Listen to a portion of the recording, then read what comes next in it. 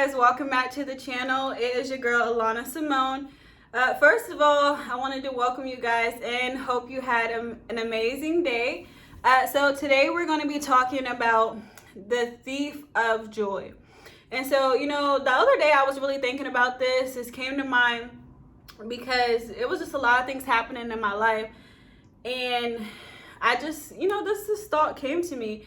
And so the one thing that I've recognized in life, especially I've seen as young people, is that sometimes we can feel discouraged. Sometimes we can feel less than. Sometimes we can feel like we have to be at a certain place in our life, like already. And we're just in our early 20s or, however old we are. But, a lot of young people feel that, but just a lot of people in general feel that. But one thing that I really want to speak about today is the thief of joy. And so the thief of joy is basically comparison. And so oftentimes I see people, like when I go on social media, I see people posting and really posting about their life and their accomplishments, which is great because I really encourage people to do that. Like, we should celebrate our success. We should celebrate ourselves.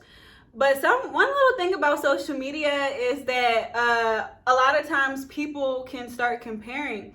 And so we can say congratulations under the post, but sometimes people can be in their head or in their hearts, they feel like discouraged. They feel sad. They feel feelings that they normally don't express, but they're there.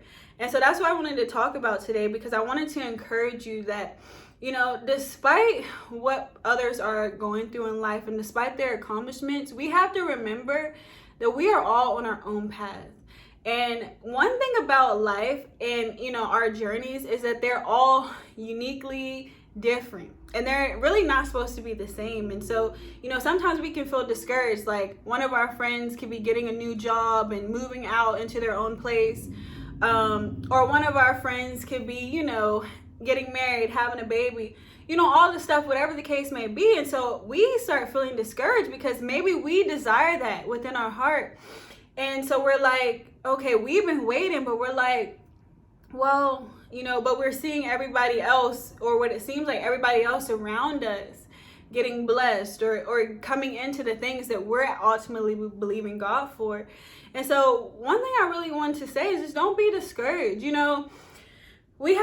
One thing I learned in my journey is I really kept the focus on me, and meaning like in my journey. And in my journey, me focusing on myself is me ultimately keeping my focus first on God, because why? He directs me and leads me to everything that I do in life. He directs my path. And so without him, I'm like, where am I supposed to do? Like, what am I supposed to go? Like, he gives me direction. He sets a path before me.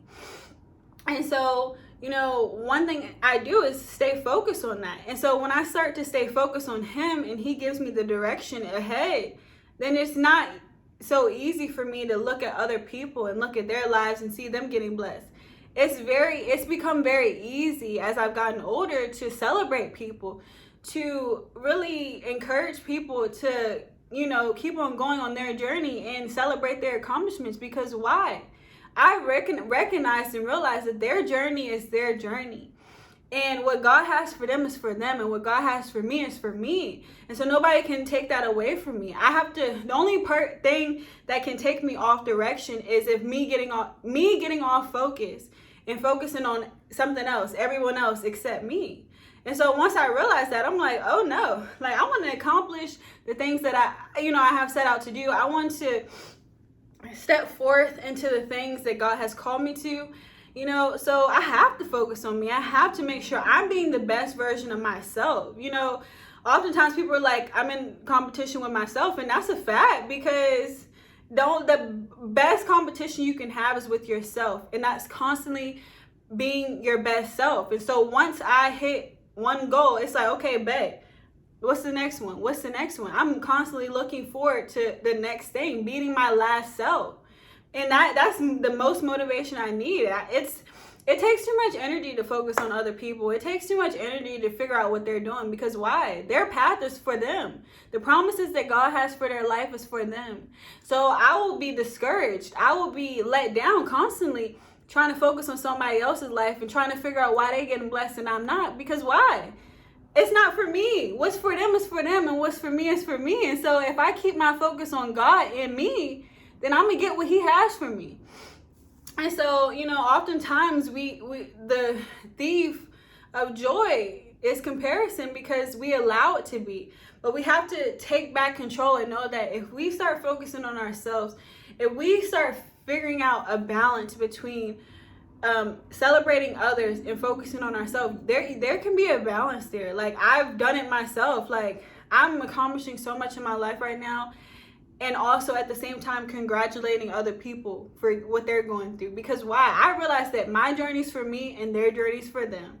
And so I'm not in competition with nobody. I'm going to celebrate you, and I would hope that you would celebrate me too. But if not, I'm going to celebrate myself, and me and God going to celebrate together. So it don't even matter. But, I'm not going to be around sitting discouraged because maybe someone moved out before me, or maybe somebody got married before me.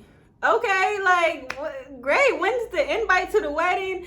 When you having your housewarming? Because I'm ready to come and celebrate. I'm not about to be like, oh my God, they're getting blessed. And, I know they're my friend, but I don't like that they're getting blessed and they're moving out before me, or they're getting married before me. I'm like, listen, when's the date to the wedding? When's the housewarming party? Let me know. Let me send you a gift.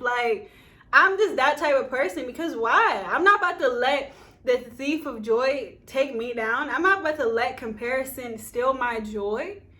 I have the joy of the Lord within me. And so when you have that within you, you can celebrate others in their season as at the same time you celebrating yours. It don't matter. That's what people have to realize. So just know that the thief of joy is comparison, and it loves to go around and find any person to come in and be like, okay, I'm gonna take your joy away from you. So don't let it take it, because you can take back the control and know that what's for somebody else is for them, and what God has for you is for you, and no one can take that away from you. So all I can say is stand on the promises that God has for you. If he has told you something, if he, if somebody has prophesied something over you, whatever the case may be, stand on the promise. And once you stand on his promises and keep your focuses on him, he will deliver those things to you. Oftentimes we get the promise and then we're trying to figure out how it's going to work, how it's going to do. Listen, seek him, get the instructions you need, and go forth and let your faith carry you along the way, because you trying to figure it out is not going to work. The next steps come in your obedience and stepping and taking the first step. And then once you take the first step, God's like, okay, bet. Next step, here you go. Next step, here you go. So you got to take the first step, and you got to continue walking for him to continue to give you direction to where you got to go.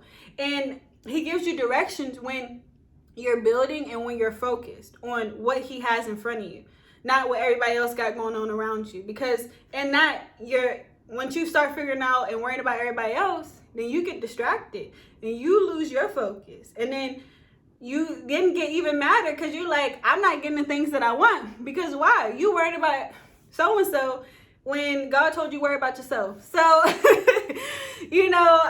just one thing. But, don't be discouraged. As we're young, it can be easy to, compare our lives to others or feel like we have to be at a certain level. But just know everybody's journey is different, and God's plan for your life is different than the plan he has for mine. So don't ever feel discouraged.